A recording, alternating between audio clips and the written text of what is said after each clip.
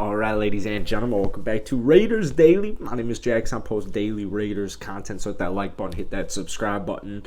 Now, obviously, this is a running theme, right? The Raiders getting disrespected. This is a running theme. Nothing that's crazy. This is pretty much expected. Now, I have not covered the Las Vegas Raiders for that long, but I will tell you this. The disrespect the squad gets is pretty unreal.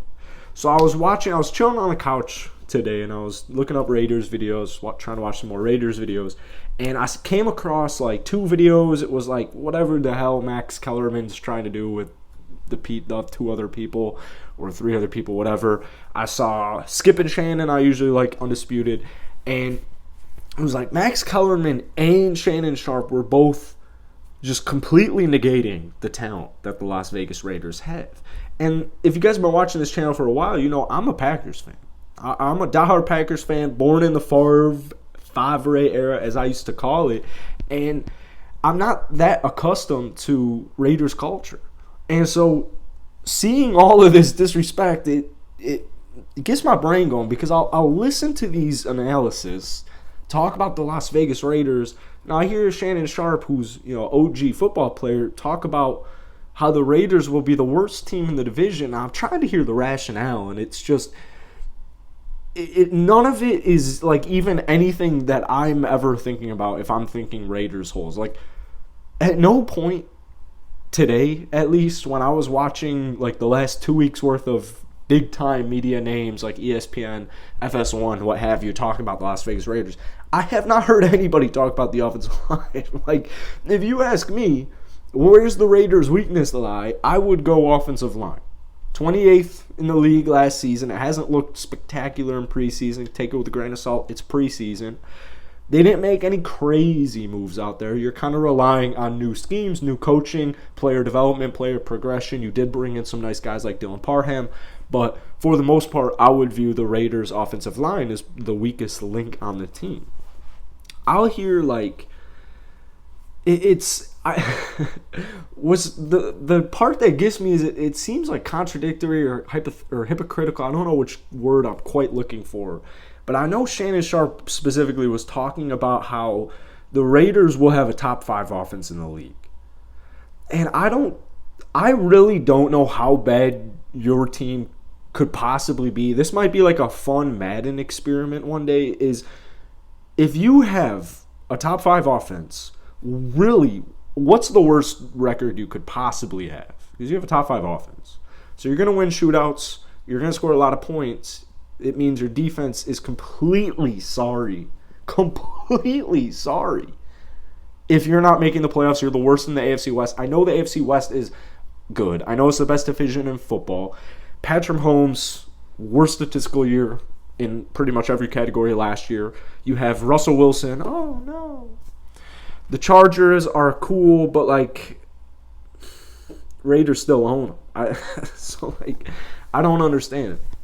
But I'll hear these people go from, like, yeah, Raiders will have a top 5 offense. You get Devontae Adams, pair Devontae Adams with Derek Carr, who's already underrated, Hunter Renfrow, who's underrated. You're getting a healthy Darren Waller back. Still no talk about the offensive line. Showing Josh Jacobs some love, showing the running back room some love, because it's definitely one of the Raiders' strong points. But can the defense hold up? And then I'll hear Max Crosby's giving you 1,000%, and he's one of the most up-and-coming rising superstars in the league. Rocky Sin was a good addition. So I don't understand where this respect is coming from. You're laying out the groundwork. You're laying it out. You're laying the top 5 offense. You're handing it to me on a platter. You're spoon-feeding me what I want to hear. Raiders offense, top 5. Yes. Next. Max Crosby, beast. Next. Yes. Chandler Jones, new addition. Okay. Now what? Rocky Sin. Now what? Like, I don't know. Maybe it's because I'm an outsider, but it still is a little absurd to me. That gets me thinking, though. I like being the underdog in general. Everyone wants an underdog to win. So I think we'll see a lot about this Raiders squad, honestly, week 1. And To my surprise, Skip Bayless, because Shannon and Skip, to my surprise, Skip Bayless was actually the one praising the Las Vegas Raiders, saying they're winning the division. And I absolutely loved it. And he basically said exactly what Shannon said, minus the fourth in the AFC. They both explained why the Las Vegas Raiders are very talented, but Skip Bayless has the Raiders winning the division. I really liked, honestly, like I said, to my surprise, I liked what he said about the Raiders game, specifically in week 1. Now, it's a Hall of Fame game, and you're playing the Jaguars, so, we're taking both things with grains of salt. No disrespect to the Jaguars. They'll be a lot more improved this year, but, it's not like you're taking down the defending, or you're going up against the defending champs, like, the Rams. Anyways, Skip's point was essentially how Las Vegas carried themselves. How they're standing tall, you're happy, you're smiling. Derek Carr, Devontae Adams, everyone's on the sideline. If you're not playing in the game, you're on the sidelines, you're cheering them on, you're helping them out, you're talking to the coaches, you're talking to the players, you're just being an active, I can't think of a better word than bench warmer, but like you're just being an active watcher. Sounds a little weird. So I really like that point. Josh McDaniels, I think, learned the most amount of things you could possibly learn from, I don't want to say the worst possible season you could have in your head coaching career, first-year career. Josh McDaniels, when he was with Denver, as everyone's already pointed out, he was trying to be Belichick 2.0. And now it seems the way he carries himself, the demeanor, the aura he's given off, the vibe he's given off, that he is, to me, cool, calm, composed. That's Josh McDaniels right now. He's got his team in check. The team's working hard. He's working hard. He's making adjustments. What works, what doesn't work. They just seem like they're very well led. And I also want to give a lot of praise to Derek Carr, because I think Derek Carr in the NFL is one of the more underrated QBs in the league. Obviously, he has the just raw talent. Derek Carr, ever since he got into the league, has been a very, very solid quarterback. At worst, above average.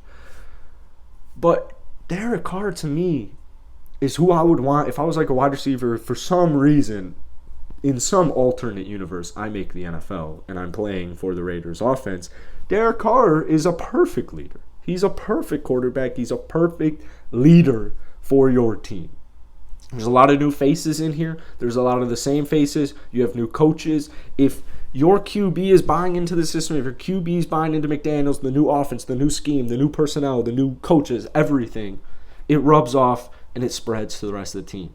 So I think Josh McDaniels, Derek Carr have done a phenomenal job so far this season just leading the Las Vegas Raiders. So I'm curious to hear what you guys have to say. This was kind of like a rant video, so I apologize. Not trying to get too negative on you guys, but go ahead, drop some comments down below. I appreciate you guys all the time. Hit that like button, hit that subscribe button as always, and I'll catch you cats later.